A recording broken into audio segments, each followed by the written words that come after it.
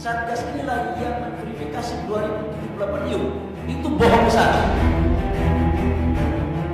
Akibat bohong itulah kemudian datanya rusak kayak gitu.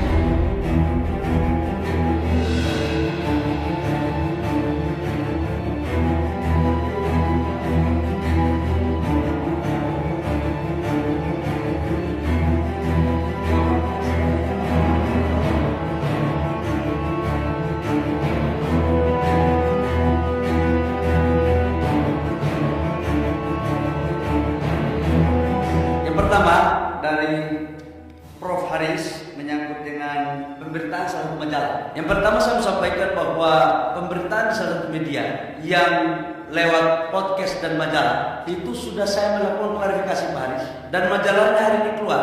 Termasuk saya sudah meladeni Guntur Halus dan semua tuduhannya itu saya klarifikasi di sini. Bahkan persepsi mereka terhadap Kepres nomor 1 tahun 2021 tentang Satgas Percepatan Investasi yang seolah-olah apa yang tadi disampaikan oleh Pak Haris, Satgas inilah yang memverifikasi 2078 IUP.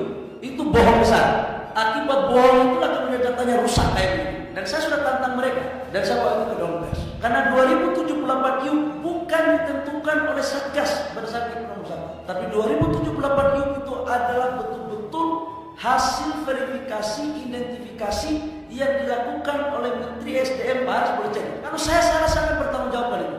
Saya tapi saya juga tidak setuju kalau informasi yang salah kemudian kita kembangkan. Yang kedua, tentang perusahaan Meta. PT Meta itu adalah betul pemiliknya PT Bersama Pengunggul. Dan saya beli itu tahun 2012. Dan saya mendapatkan IUP itu dengan membeli, bukan hasil nego-nego, bayar pajak. Pertanyaan berikut adalah kenapa dia tidak dicabut? Saya katakan bahwa syarat untuk mencabut IUP yang ditetapkan oleh Kementerian SDM yang seperti apa yang saya sampaikan tadi terkecuali apabila ada IUP yang tidak beroperasi akibat tidak ada RKAB, tapi karena memang IPPKH-nya belum ada, itu nggak bisa kita cabut. Andai perlu kita cabut, kita harus pulihkan karena itu zolim namanya. Karena pengusaha punya hak untuk mengajukan BPKH, tapi kalau BPKH-nya nggak dikasih oleh pemerintah, memasukkan penjara itu pengusahanya. Dan saya kembalikan, dan tidak hanya Meta, dan Meta itu sudah mengajukan IPPKH sejak 2015, 2016 belum keluar, dan 2022 itu baru keluar IPPKH-nya. Dan sekarang belum itu.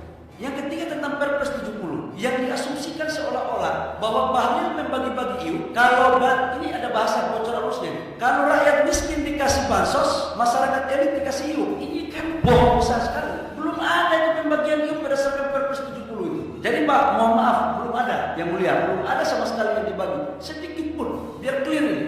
Yang berikut menyangkut isu ada upeti. Saya bertanya ini semua anggota Satgas saya. Jauh hari sebelum bocor halus keluarkan itu dan tulisan media itu, saya sudah mereka wawancara saya terus.